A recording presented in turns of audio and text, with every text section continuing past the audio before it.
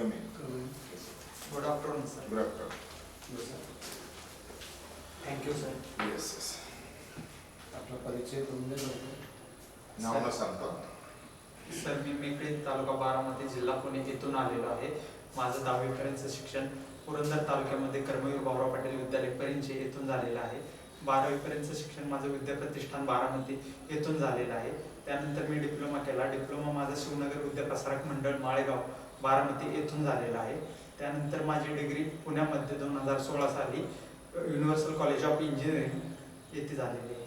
कशात झालं degree? Mechanical engineering. Mechanical engineering झालं. हा.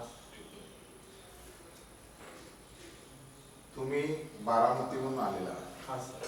सध्या राजकीय परिस्थिती कशी बारामती? सर, त्या पक्षामध्ये जरा 2 गट पडल्यामुळे मतदारांमध्ये पण थोडंसं एक संभ्रमाचं वातावरण आहे. मतदारांना पण असा निर्णय आवडलेला नाही की बाबा पक्षामध्ये अशा फूट पडून पक्षावरच एखाद्या व्यक्तीने दावा करणं हे मतदारांना कुठेतरी रुचलं नाही. बर, पण ज्या वेळेला असं दिसतंय की खासदारकीच्या निवडणुकीमध्ये एकाच घरातले 2 कुटुंबीय लोकांची नावं समोर येत आहेत, तर त्याकडे तुम्ही कसे बघता? मला वाटतं की त्यात काय चुकीचं नाही. जर व्यक्ती निवडणूक लढतोय त्या घरातली, जर त्याच्याकडे क्षमता असेल, गुणवत्ता असेल, तर त्याला लोक आपोआप स्वीकारतील. त्याच्यामध्ये मला काय असं काही गैर वाटत नाही. जर त्याच्याकडे क्षमता नसेल तर आपोआपच लोक त्याला स्वीकारणार नाही. ओके. बारामती मॉड्यूल हे संपूर्ण महाराष्ट्रात दिलं जायचं. अशा गोष्टी घडल्या तर बारामतीचा विकास होईल का, याकडे कसं बघता? सर, बारामती एक महाराष्ट्रातला सर्वात प्रगत तालुका आहे आणि मला वाटतं की अशा काही गोष्टीचा विकासावर परिणाम होईल असं मला काही वाटत नाही सर. कारण विकासाची कामं ही जरी सत्ता होती किंवा सत्ता नव्हती तिथल्या राजकीय नेतृत्वाकडे, तेव्हा सुद्धा विकासाची कामं चांगल्या पद्धतीने बारामती मध्ये अंमलबजावणी चालू होती सर. आता मेकॅनिकल इंजिनिअरिंग याचा PSI पदाला कसा फायदा होईल ते मला सांगा. हा सर, मेकॅनिकल इंजिनिअरिंग करत असताना मी ज्या माझ्या क्वालिटीज इम्प्रूव्ह झालेल्या आहेत त्या क्वालिटीजचा मला प्रशासनामध्ये काम करताना नक्कीच फायदा होईल. जसं की इंजिनिअरिंगमध्ये मला प्रोजेक्टवर काम करत असताना मला ग्रुपमध्ये काम करण्याचा अनुभव आला, लोकांना बरोबर घेऊन काम करण्याचा अनुभव आला. तो मी प्रशासनामध्ये सुद्धा वापरू शकतो. आणखी मला टाइम मॅनेजमेंटचं महत्त्व कळालं इंजिनिअरिंगमध्ये असताना. ते सुद्धा मी प्रशासनामध्ये काम करताना मला टाइम मॅनेजमेंट सुद्धा महत्त्वाचं तिथं मी वापरू शकतो. धनगर समाजाला शेड्यूल ट्राईब मध्ये घ्यावं ही मागणी कितपत योग्य आहे? या मागणीविषयी आपलं मत काय? मला वाटतं की सर, आपला देश हा लोकशाही देश आहे. त्यामुळे एखाद्या समाजाने मागणी करणं की एसटी मध्ये आम्हाला समाविष्ट करा, ह्यात मला काही असं गैर वाटत नाही. जर ते कायदेशीर दृष्ट्या योग्य असेल तर न्यायालय नक्कीच त्या समाजाची मागणी पूर्ण करेल. सर्वोच्च न्यायालयाने काय निकाल दिला याविषयी?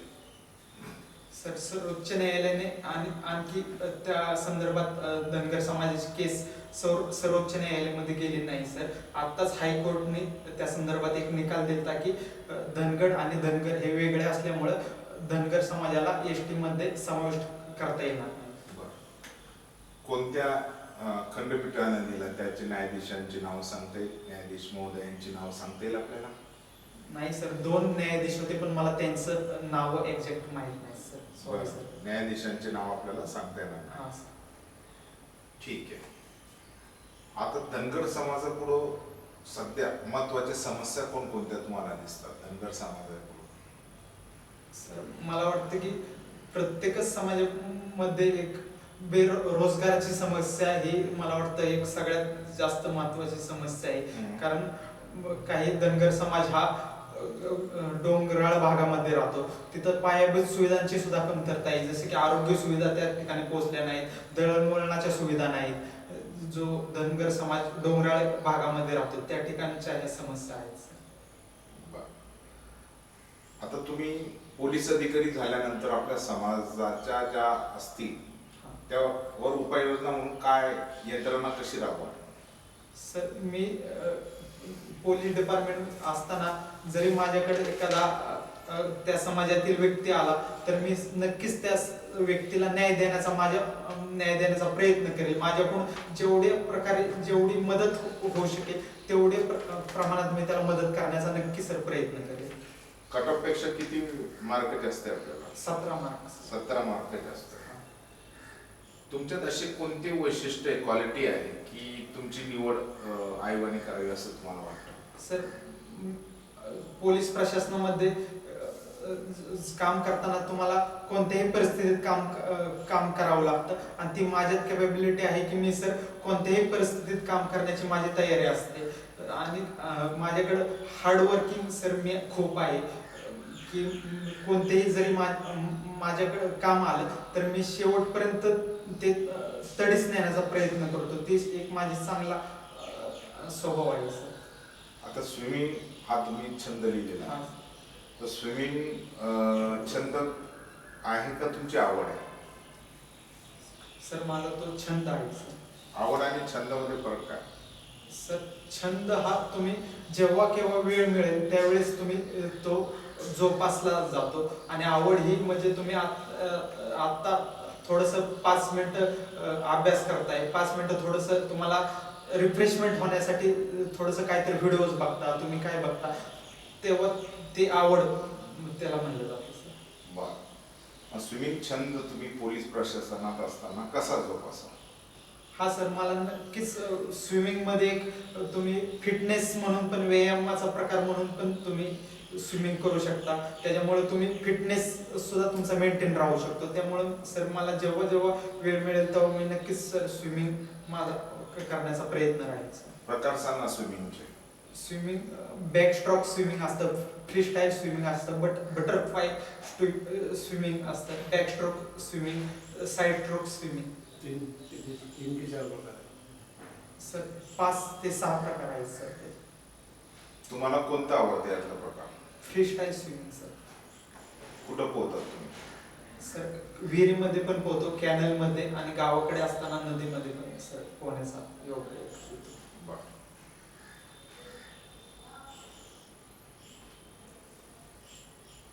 शेतकरी आत्महत्याचं प्रमाण दिवसेंदिवस वाढत चाललं, कमी होत नाही, त्यामागची कारणं काय? मला वाटतं की हवामान बदल हे एक सर्वात मोठं महत्वाचं कारण शेतकरी आत्महत्येसाठी एक आहे. कारण निसर्गाचं आता काहीच सांगता येत नाही की कधी अवेळी पाऊस पडतोय, अवेळी ढगफुटी होते. त्याच्यामुळे शेतकऱ्यांना भरपूर प्रमाणात तोटा सहन करावा लागतोय.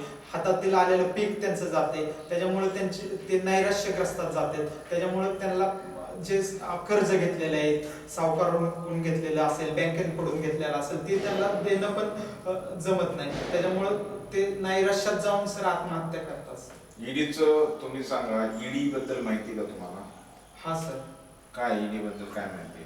सर ते अंमलबजावणी संचालय म्हणून आहे. 1956 साली सर त्याची निर्मिती झाली आणि आर्थिक व्यवहारांवर देखरेख ठेवण्याचं काम सर ईडी मार्फत केलं जातं. मग इन्कम टॅक्स असताना ईडीची गरज का पडली?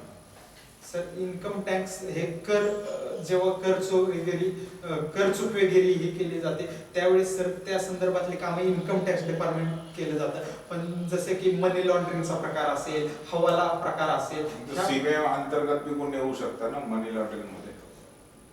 हा सर. सीबीआय अंतर्गत बी गुन्हे होऊ शकतात की नाही? क्राईम इन्व्हेस्टिगेशन ब्युरो आहे ना, ईडीची गरज. पण ईडीचीच गरज काय? सर मला वाटतं की ईडी हा सीबीआयच्या आधी स्थापना झाली. त्याची सीबीआय ही नंतर ईडीच्या नंतर 1964 साली सर सीबीआयची स्थापना झाली. मग एकच डिपार्टमेंट ठेवायला पाहिजे, ईडीच ठेवायला हवं, सीबीआय काय रद्द करायला पाहिजे? सॉरी सर मला त्याबद्दल जास्त काही माहिती. चला ठीक आहे, best luck. Thank you sir. Okay, काय हरकत नाही आणि शुभेच्छा आपल्याला. Thank you sir. हा, येस.